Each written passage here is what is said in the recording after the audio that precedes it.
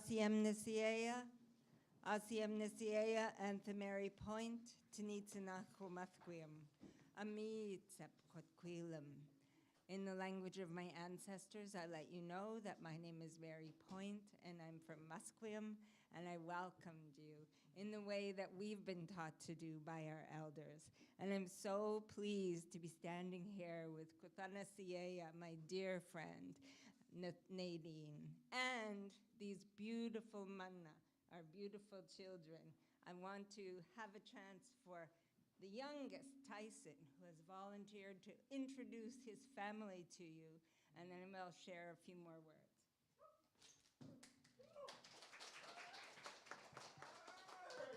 Hello, I'm Nadine's grandson, and my name is Tyson Adams. I got a sister named Shalane Adams, and I got a brother called William Nelson. Thank you.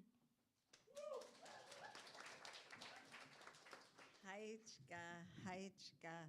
What a journey we've been on, Nadine. And we started with that first journey in Oppenheimer when the grandmother's chest was introduced. And since then, the memories that have been created and the stories that have come.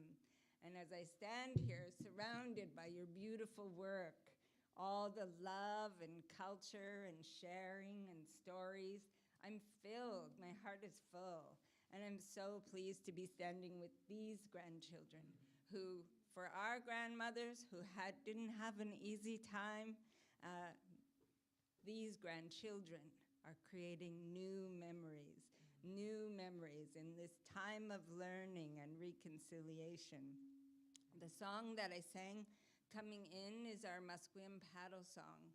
It's a song that we sing when we're entering a new community to let people know we're coming with good intentions.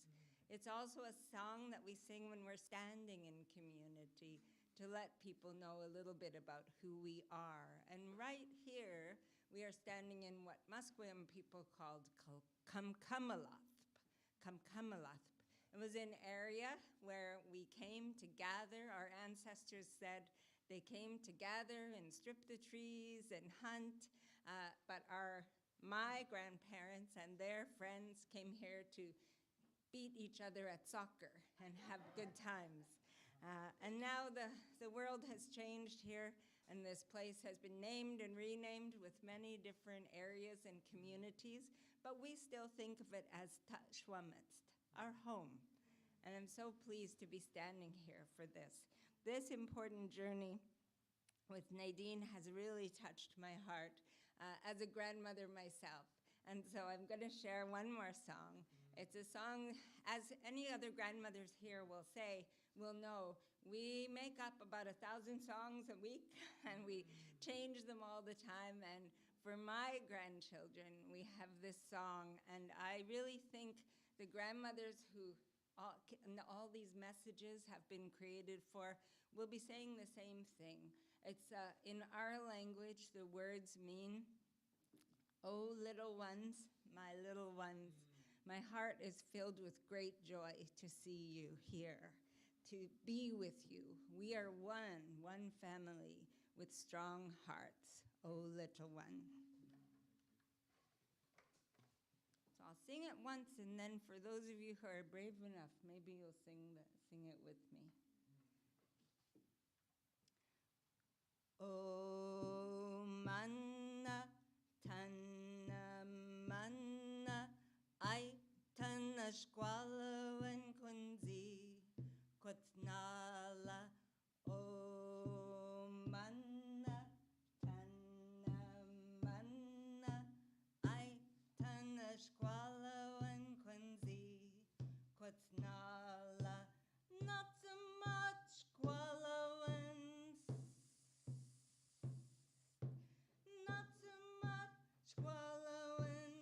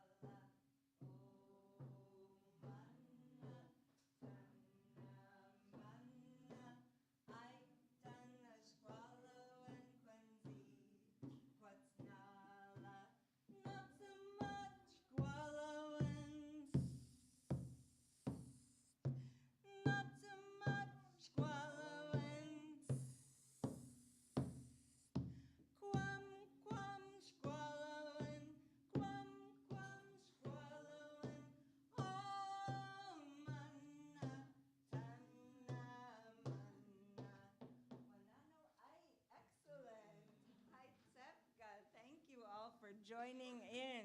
Now my heart is truly full. And now it gives me great pleasure to introduce another dear friend and brilliant artist, speaker, activist, Autumn Watkins.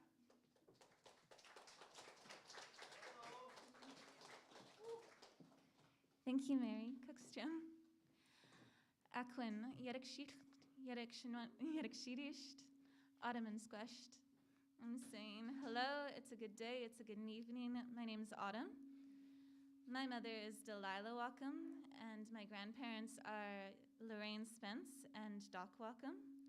My great-grandparents are Elizabeth Litton, Peter Spence, Charles Wacom, and Christine Paul. I'm really honored to be here today and to be involved in this project with my Auntie Nadine. And a lot of my participation in this project has been through connection to my great-grandmother. Her son is here, my Uncle Stephen Litton, as well as my mom in the front row and my Auntie Nadine. My great-grandma was a really amazing person. She passed away a few years ago at 99 years old. And some of my earliest memories have to do with my yaya, which is my grandmother, and my great-grandmother. I remember being young and following them in the berry patch when I was told to stay in the truck. And my yaya talks about how I'd be crying and getting scratched up, but following her to pick berries anyways. And she laughs too about how my great-grandma was also pretty stubborn, and she was told when she was getting older to stay in the truck. I'll get some branches. I'll bring the berries back to you. You just have to pick them in the truck. And so my yaya would then start climbing up the hill to get to the berries, and when she got to the top, my great-grandma was already up there picking berries, like she wasn't supposed to do. Both of them, they had gardens. Maybe this is better. Can you guys hear me a bit better now? Much better. So my great-grandma, Elizabeth, she had 3 gardens at a time up in her 90s, and my yaya also keeps, pardon me? Beautiful story. That's a beautiful story. Thank you. Carry on. My great-grandma, all of her grandchildren actually called her mom, and that includes like aunties and uncles who she wasn't the biological parent of, but she raised so many children on the reserve, and from other people, she was a safe house that people could go to. She had a sweet tooth. She would dip her vegetables into sugar, and every time that I'd visit her, she'd say, "Oh, just wait, I have some goodies in the kitchen. I have some goodies." And if there was ever a day that she didn't have candy, she'd be so sorry and keep apologizing to us. She is very important to me because she was my living ancestor, and she was my library of my people, my culture, my language, and what it means to be a person, to be a good person, and to be loving after so many years of heartache and pain that just comes along with being Indigenous in the world that we live in now. I think about how she would be so sweet after outliving so many of her own children and after going through so much on her homelands and not having the freedom to leave when she had to take care of her own people, her own parents, and her children as well, and the strength it took to overcome all of that, to be the kind person that she was, to always keep sweets in her house, to always be a safe home to children, even if they weren't her own, that so many had this softness from her and that they found in her. My yaya, who is my grandma, she was always a big part of my life as well. Some of my first memories, again, are of being in the garden with her, following her along, where she'd dig the hole for the seeds, and I'd put the seeds in and cover them back up. And I think it was such a special thing to be able to see a softness from my grandparents that they didn't really get from the world, from residential schools, from the colonialism, from all the pain of the destruction of our lands, from the industry that goes on. But to be able to see the softness that comes from that sort of strength over the years and over the generations that they are able to pass down. to still find the strength even after being so shamed out of their languages and getting to a point where they don't think there's any chance of their survival, to still pass down the words that they could, so that I can go to my own aunties and uncles sometimes and share a word that my great-grandmother taught me or my yaya taught me. It's the most important thing to me to be able to hold on to that love and to hold on to that strength and let it be a guide. And there is so much grief with the journey of recognizing the role that our grandparents had in our lives and how big of a loss it is to lose them when they pass on to the next world. But it's been really helpful for me for this project that even when I'm grieving, my auntie still has me making art and still has me speaking, even when I'm in pain or I don't think that I had anything to bring into my art or anything to bring into talking or speaking, that my value is still recognized in my art, that the love that I have is valued more than, or valued just as much as the grief. It's been really beautiful to watch my auntie's journey with this project, my Auntie Nadine over here, to be able to see the healing that she has been bringing into her own life and bringing into her family's lives. And I'm really glad to be part of it. I'm really glad to witness it. I'm really glad to be connected to someone so talented and someone so strong. When I was younger, my Auntie Nadine and my mom were good friends, so I'd see her a lot when they were getting ready to go out on Friday nights and Saturdays, and I remember looking at them like, oh, they're so cool. Look at their boots. Look at their knee-high black boots. I can't wait to wear those one day. And my auntie is wearing her black boots today, and I'm wearing black boots too. When I was younger, I had a lot less patience for my own mom and for my own yaya, who was like a second mother to me, when they're repeating the same things over to me, like, I know, I'm smart, I know. But with my great-grandma, the conversations I had with her were different because she was pretty deaf. I couldn't talk back to her. Whatever I wanted to say, I'd just have to hope that she got around to it. So when I'd visit her, I'd just sit on the floor right in front of her chair, and she'd talk and talk and talk. 3.5 hours later, she might get up to get me a piece of cake, and then, have a 10-minute break, and then talk and talk. So when I'd visit her, it would be for like 5.5 hours at a time, because even leaving that was pretty hard to be like, I've got to go now, I've got to go. She cared so much for her family. Every time I'd visit her, one of the first things she'd say is, I love my children. I love all my children. I love my grandchildren. I love all my grandchildren. And when I get lonely, I just look out that window and I see the lights and see their houses, and I know I'm not alone. And that's been really special to me. I didn't record the visits I had with her when I was growing up because there never seemed to be a point. She was supposed to outlive all of us. We thought she'd make it to like at least 120 before she started slowing down, maybe 150 before she stopped gardening. But she made it to 99. And it was a gift to have 17 years of my life with her. And it's a gift still to be connected to her. With the grief of people passing away, sometimes they feel so far away from us. But I've started to learn that the spirit world isn't really that far. And we can see their touch, we can see their love, we can feel it in the air. And sometimes we're lucky enough to dream about them. And I've been lucky enough to dream about my great-grandma. And it's been sweet to see how that changes my relationship with grief too, where the first year after she passed away, every time I saw her, she'd like, you thought I was dead? You thought I was dead, really? And she'd just start giggling over it, like, well, I'm right here. Do I look dead? And one of my last dreams about her, I was teaching her one of the words that my yaya was starting to teach me. I didn't grow up getting to learn a lot of the words. I knew what the berries were that we were picking. But now my yaya, she's a language professor at NVIT, and she starts sharing more of words with me, and it's special to me to be able to finally get to learn some of these words and to have like my first dream ever of getting to say these words to my great-grandma. But the words that I was saying is tuta'ach kanimachin, and she's looking back at me. Tuta'ach kanimachin? I'm like, tuta'ach kanimachin? And the words I'm saying is, I didn't hear you right. I didn't hear you right. I didn't hear you right.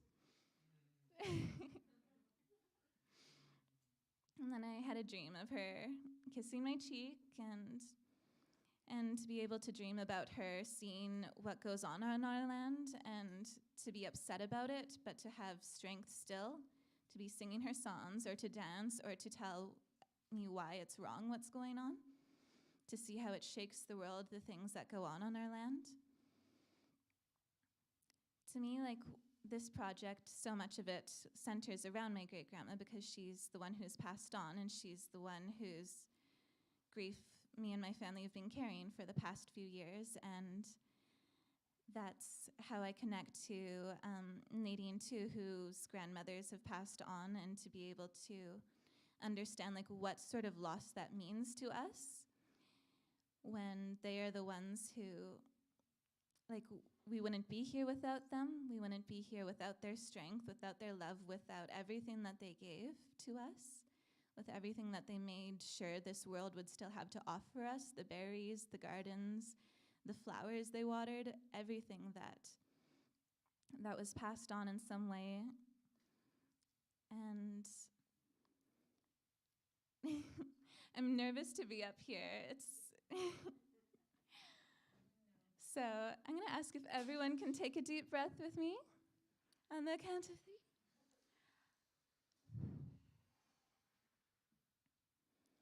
Nadine has such beautiful stories about her own grandmothers and the strength that they showed for the things that they had to survive through, because her grandmothers, they faced a lot of violence back at home and a lot of grief of trying so hard to save their children from residential school and not being able to do so, of the hurts that they faced back at home, the loneliness of the way that they were treated and the way that they were blamed for it, and for them to end up here and to lose their lives here. It was special to me when I had read a poem that someone had made about their grandmothers on the Downtown Eastside, since so many of us from communities who aren't in Vancouver have lost family to the Downtown Eastside, where this poem talked about how the Downtown Eastside has actually kept some of people alive as well, the light of having friendships here, having people take care of each other and love each other. And for me, that was a healing thing to read about after knowing so much about the pain that had forced people away from home and had kept them away from home for so long. And so this journey too, I think of it as a way of connecting to home in so many different ways, of knowing that there is still a home for us even after people pass away. There's still a home for us and the people that are left behind. There's still a home for us in the land that is there, and there's a home for us wherever we end up to, wherever has nurtured us in our grief, and whatever has been there for us. All of that is a kind of love, and all of that has the touch of the people before us. Our word for ancestor is shkikia, which means the people who came before us, the people before us. And another word that my yaya had taught me recently. I had it in my head just a minute ago.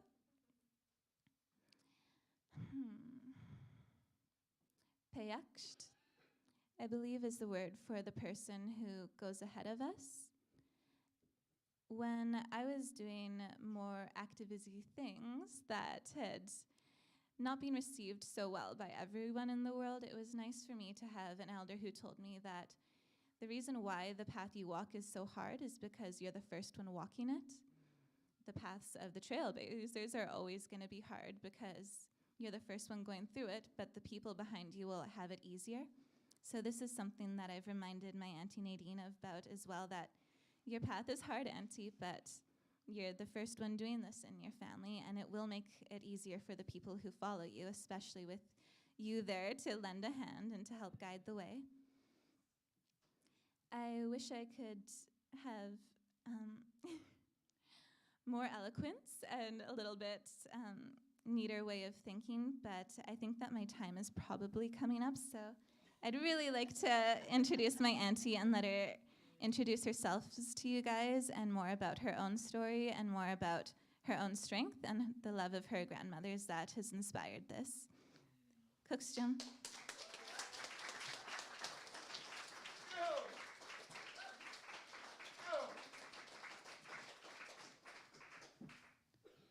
Hi, everybody. Thank you, Autumn. I always love listening to you speaking. I'm very moved. I always say I'm not going to cry, but I think everybody has to understand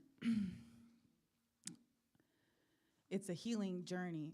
It's not something that you actually perform. It's not for an audience, and every step that I take on this journey is very powerful, that I'm hit by every day. The stories that I hear from other people as well. I originally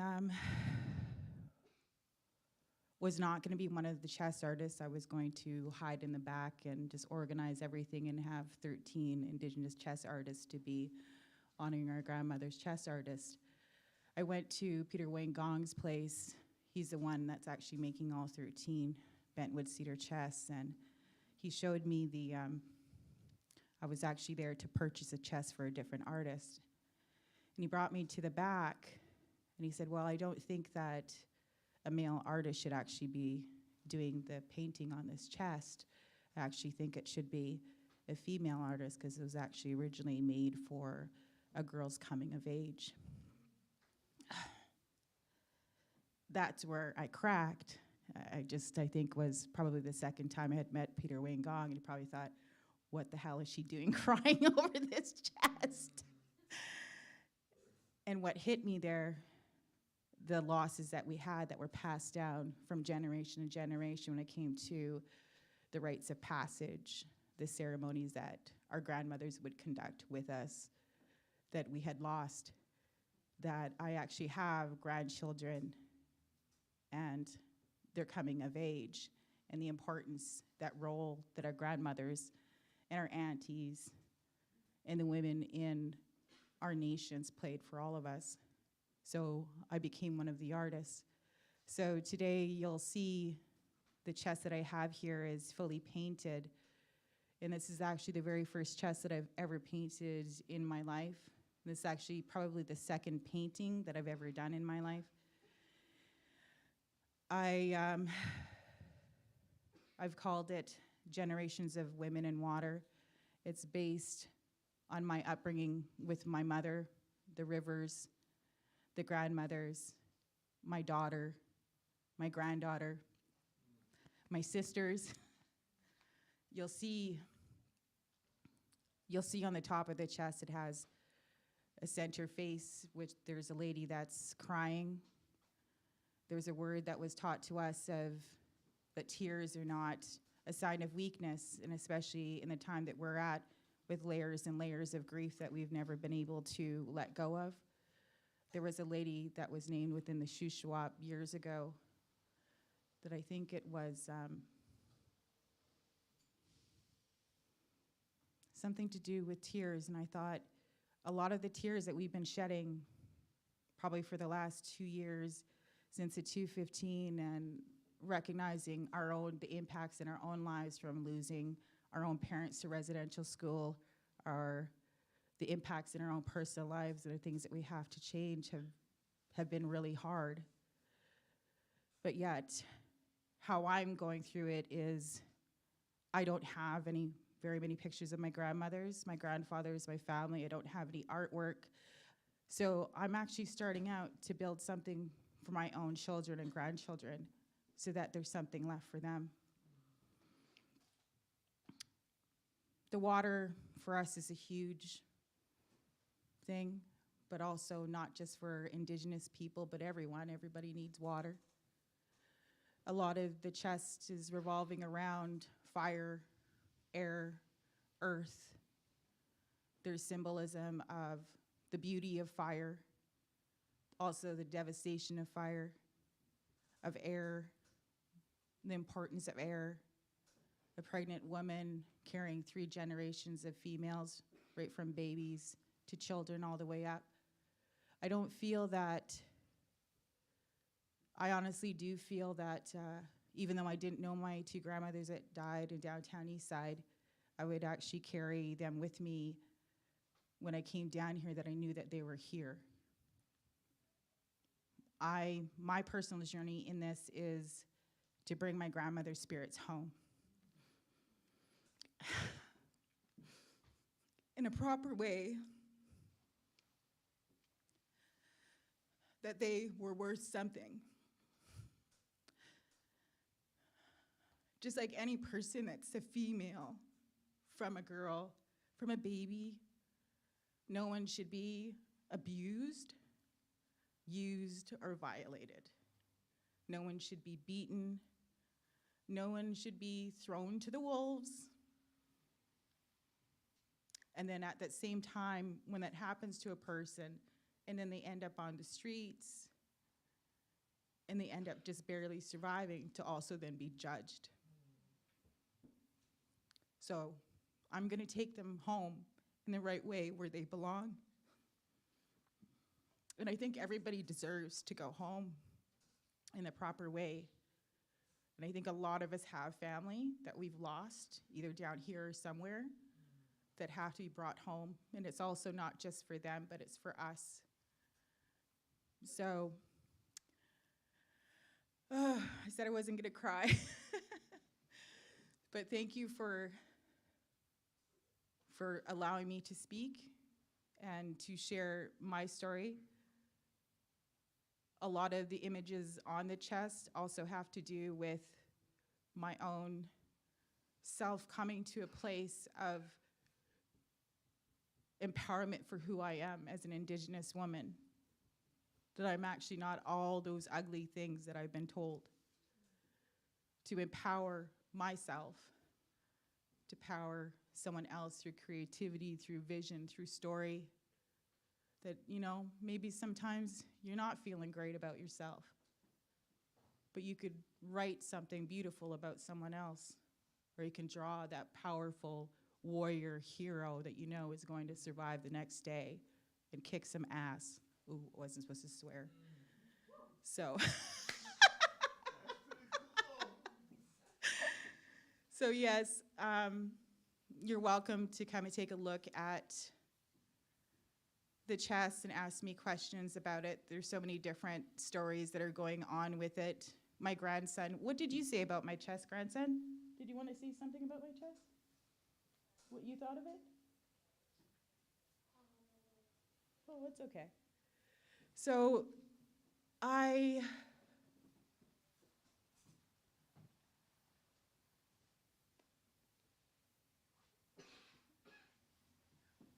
in Nlaka'pamux. My name's Nadine Spence. I was raised in Spence's Bridge, BC. I'm here for my mother, my father, my grandparents. The foundation of this chest is built with rattlesnakes around it. You'll see the base. A huge inspiration for my art is my father, Roger Spence, who is fascinated by rattlesnakes. Some people use rattlesnake as saying it's an evil thing, but I think throughout our history it was one a lot of the medicine people actually used in their symbols. The salmon is huge, so this chest has already started its journey. We're on a 4-year journey where we're going with the salmon of the Adams River Run. So this year they had actually made it home, and they have now laid their eggs. So we're actually going on a 4-year cycle with the salmon. So this chest was actually up in Adams River this year, so that I properly go with that. And then next year will be the year of the lake. You think about that, it's It's like how we would live with our own family as children and grow up in our own environment, like in a school, in a community that they would stay up, the salmon would stay up there for a year. Then the year after that would be the year of the river, where they travel down and they leave. That's the journey. And then the next year would be the year of the ocean, and then the return. I could go on.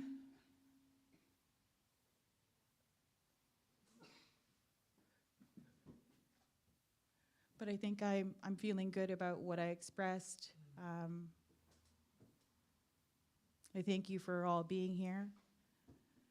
If anybody has any questions, you could either ask them. I do have a mic if you wanted me to pass it to you and I could answer it.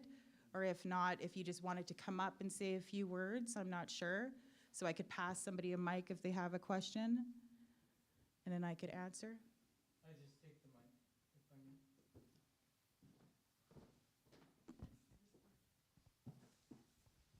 may. I just want to thank you for the opportunity of being here and sharing who we are as a people. But also I want to also honor your grandchildren for standing up, for coming to support you. They are the invisible heroes. I also want to honor the people of these nations, Squamish, Tsleil-Waututh, and the Musqueam people. They've always had room for people throughout Turtle Island, and that has never been acknowledged, nor do I feel that we haven't done enough to acknowledge that. So at one time I would like to acknowledge the people of these territories, because our people have been coming to Turtle Island, they've been coming to Vancouver and leaving troubles to come here to find a new home until they heal. And you've already expressed that. And I also want to honor each and every one of you for being here today. And it states it's not about race, it's about supporting, it's about being allies. And I want to honor the women of these territories. Regardless of who you are the heartbeat of our nations. No matter who you are, where you come from. Without you, nothing else matters. So with that, Mary Point, I would like to acknowledge and thank you for our people, from our perspective, that we owe a lot of gratitude that we have an opportunity to live here, to work, play, and do ceremonies like this. I've learned a lot from your people, from your peoples, through the arts, through living here, and I've learned being a residential school survivor, I no longer want to survive. I no longer want to survive, I want to thrive. But what does thrive mean? It's thriving, not running away from it, but running back into our people, because we know the best. We know what we need to do to give our people a hand up. And so I want to acknowledge each and every one of you for being here, and Nadine and everybody else. I want to honor you for having this moment this evening, specifically for honoring our women and our ancestors. Mm-hmm. Awesome. Thank you. You're beautiful. Are we good? Good. Thank you.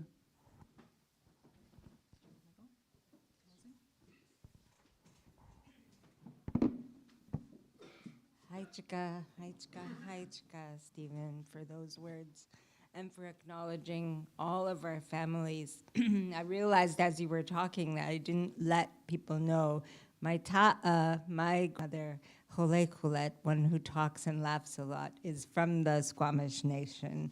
And I have many cousins in Tsleil-Waututh. And it wasn't us who split the area up. So we always know this is a shared territory, and we've agreed on that for this whole area. So thank you for acknowledging that. And yes, honoring the grandmothers. My grandmother when her children were taken away to residential school, just as she was.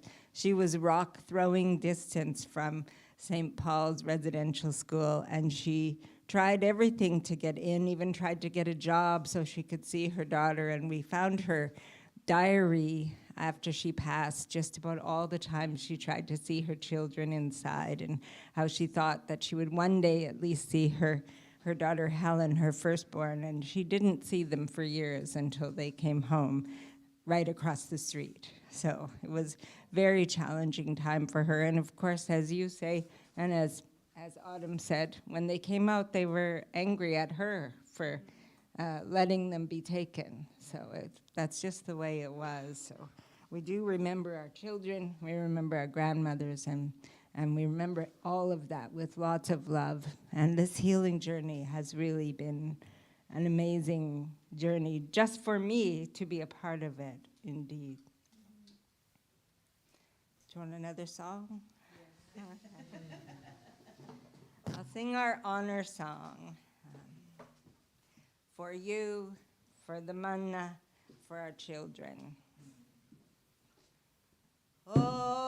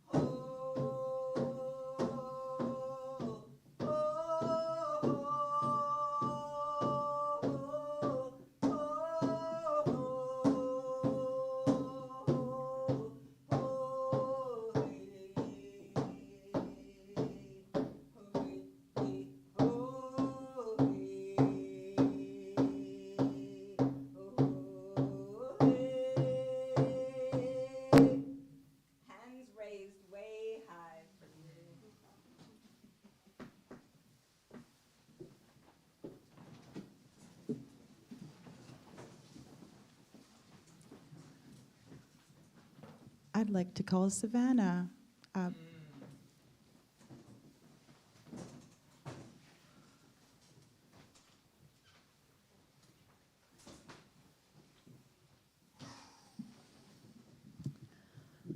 Hello, I'm Savannah from the Vancouver Moving Theatre and the Downtown Eastside Heart of the City Festival.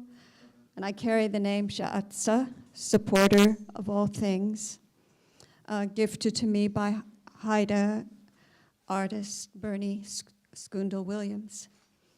I want to say that my heart is very full from what is being shared tonight, and also for what is being brought forward with this beautiful and powerful journey that began last year, that's embracing many communities, many generations, many stories, and that's weaving together, working to weave together the connections between the generations that have been broken. And this is true for what I see on the streets around me.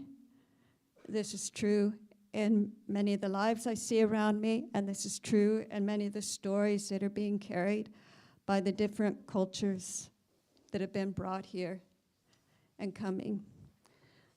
I know I come from a family descended of many, many generations that came from a time in Europe when families were being broken apart, turned against each other, and then coming here, and then over the generations, and then seeing some of the seeing some of the ways that both the loss of ceremonies and connections to the land and waters, but also people, families breaking up or turning against each other, or the civil wars that have happened and all that. So I find it deeply meaningful to have come as an immigrant myself from the United States in Oklahoma almost 50 years ago, and to come into this place where the Downtown Eastside, which is the place where I've learned to experience what it means to be part of a community, to be part of connections between neighbors, between people that are seeking to help each other through the many challenges around us, and then to be brought into this project, this beautiful project that Nadine Spence and the folks that have gathered around her, the family members, the artists and partners, to help support this honoring the grandmother's healing journey and offering a way for all of us to find ways to support and honor the memories that we're carrying with us. And I'm so thankful that we have this opportunity in our community for this to happen. There are other events that are happening this festival in connection with this journey. On Saturday at Oppenheimer Park, there's going to be a gathering around a fire and more stories that will be shared and art. And then in the following week, I think it's on the Wednesday evening, there's going to be some of the other artists that are involved in making chests that will be sharing their stories with us. And then on the Thursday of the following week, there will be artists who will be sharing, who are involved in the making of a community chest. And these are artists that are coming from different cultural traditions, each with different kinds of relationships to the people of this land. And the stories from that chest you can also see on an exhibit that is across the street, this next block, and turn left at the Limsai Nlaka'pamux Association building, and you will see some of the stories that the community chest is carrying with it as well, and is another example of the web of partnerships that are being formed around this project and this journey.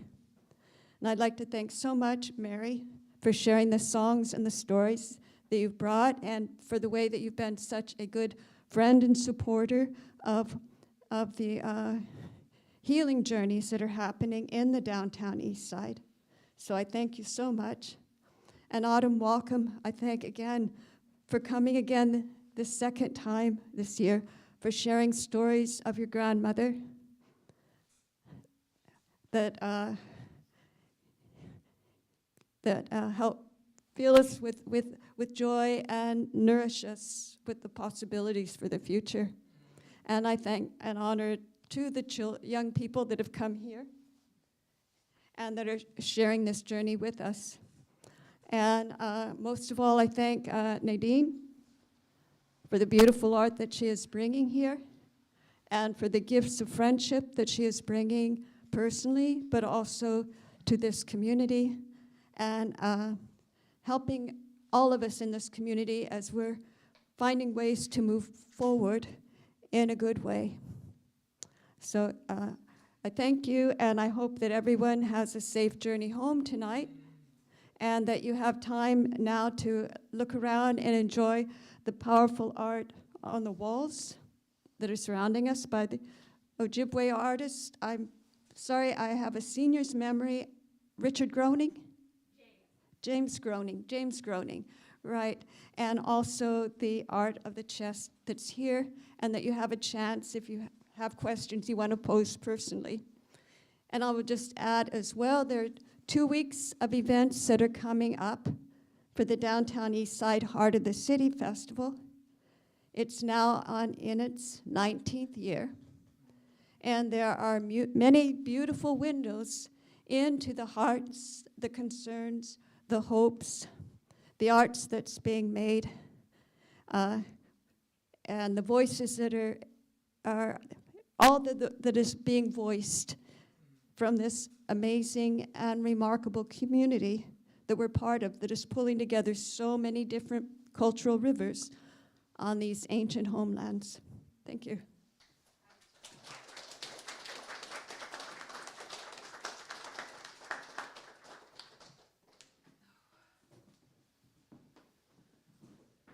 Thank you, Savannah.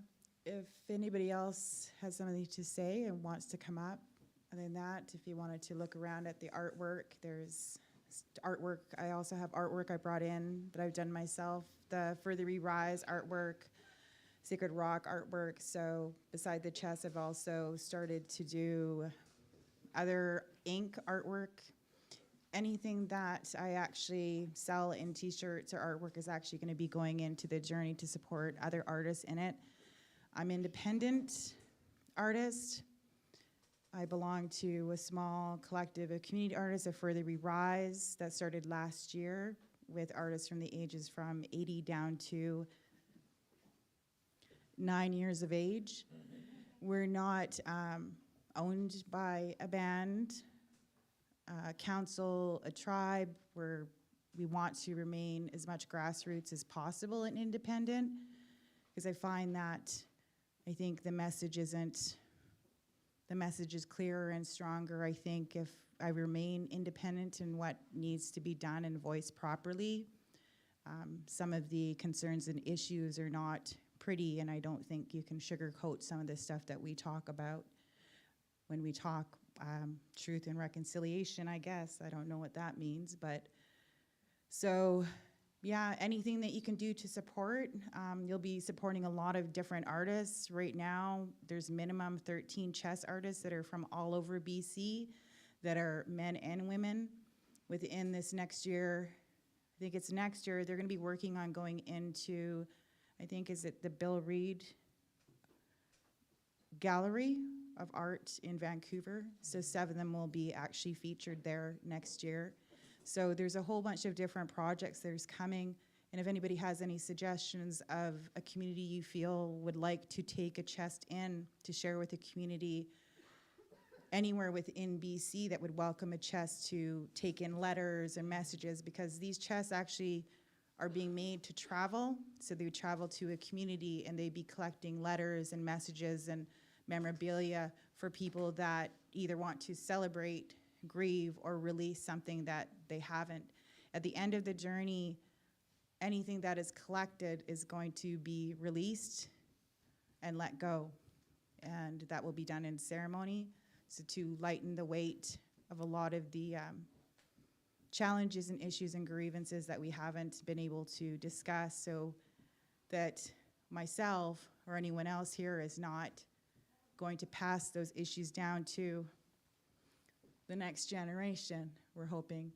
So yes, I'm going to close. Thank you, Mary. Thank you, Autumn. Thank you, William, Shalane, Tyson, Savannah, Stephen, as always. Thank you.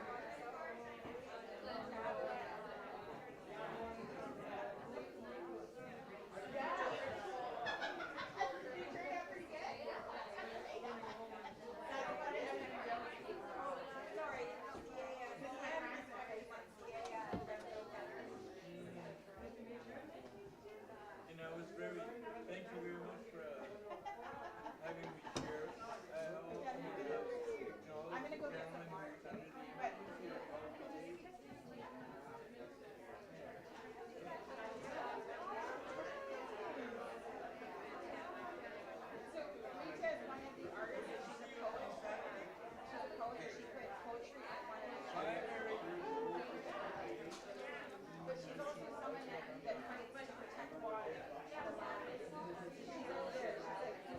alcohol.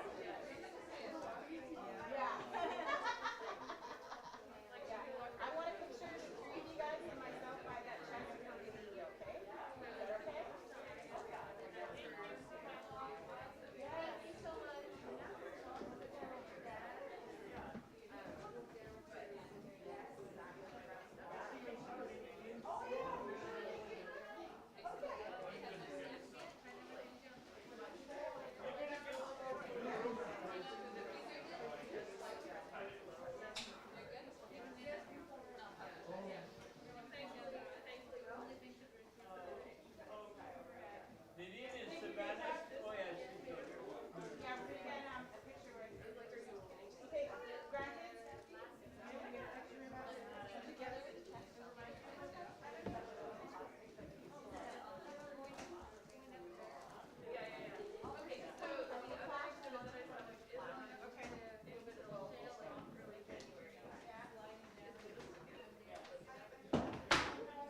Are you off, Savannah? What time is it then? Right after? Oh, breakfast starts at 7, right? Okay. Yeah. Love you guys. okay, we should stop. Are we all being serious? Well, we've got serious. We got a serious smile over here the whole time. Take your mask off. Yeah, no, all the way out, so it's a good one. It's just us, you guys. It's for us. Yeah. Okay.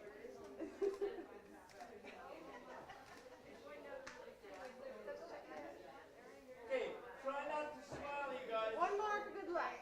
Don't smile. 2, 3. Good. Got it.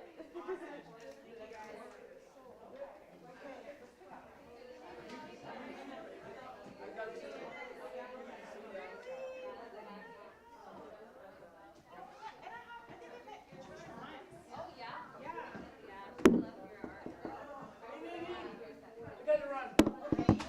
Next endeavor. Hang on. I'm gonna give you kids a hug. Awesome, guys. Take care. Thank you for being there for your mom, grandmom. Good to see you, brother. See you. You guys are the. I'm gonna bring these guys back tomorrow. You guys are the invisible heroes, man. Okay? Hang in there. Stay with her. Okay, later. Okay. Sir, thank you. What's your name? Con. Con? Hey, Con. Take care, Con. You guys are hilarious. Okay, see you, man. We should do it for now, just you two. What's that? We should do it for just you. Can I get a quick, sorry, can I just get a quick zoom in on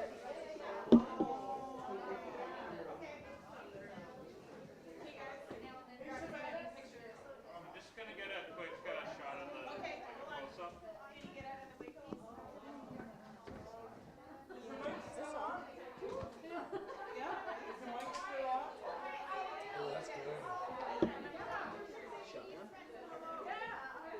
We're getting one. Can I take a sip? It might be, but he's gonna get a shot of it first. He's gonna get this one and then he goes on. Yeah, I gotta run. Good night, everybody. Stop. Okay. Savannah, we gotta run. See you guys.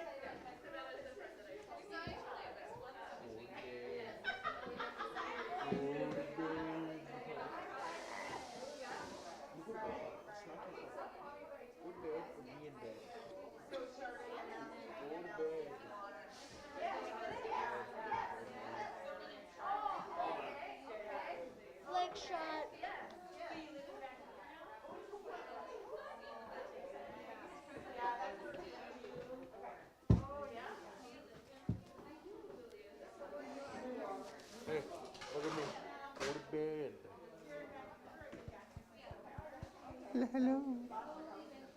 Is it actually on? Hello?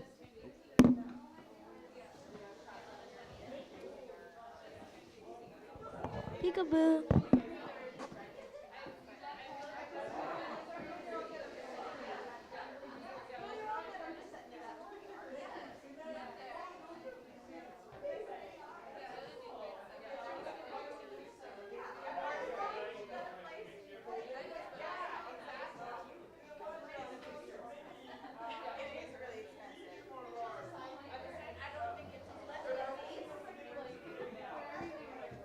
This one's on. That one's on. Is this on?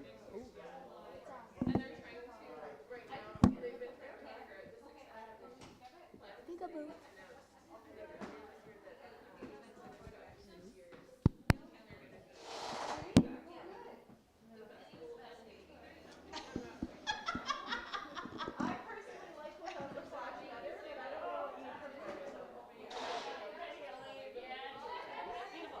Awesome, thank you. I'll see you on Saturday. Yes, okay. So I should basically find out when the fire is starting, so she has See you later.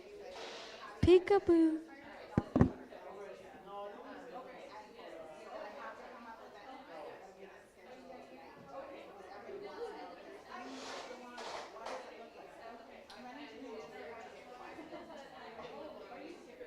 Yeah, I'm freaking serious. I know, that's my life.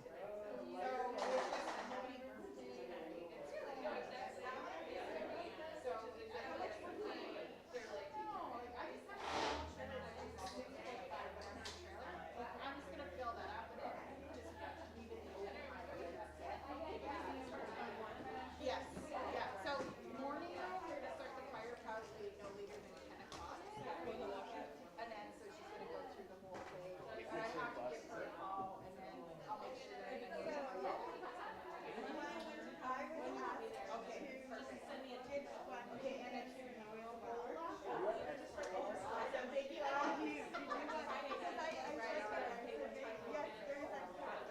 excited. Right on, thank you. Okay, thanks.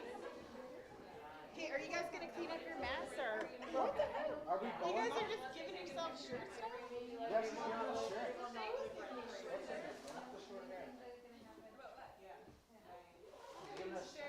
Oh, yeah. I was like, what? You guys better be charged double everybody. Yeah. You know where that money's going is back to you anyway, so. Does that mean we get double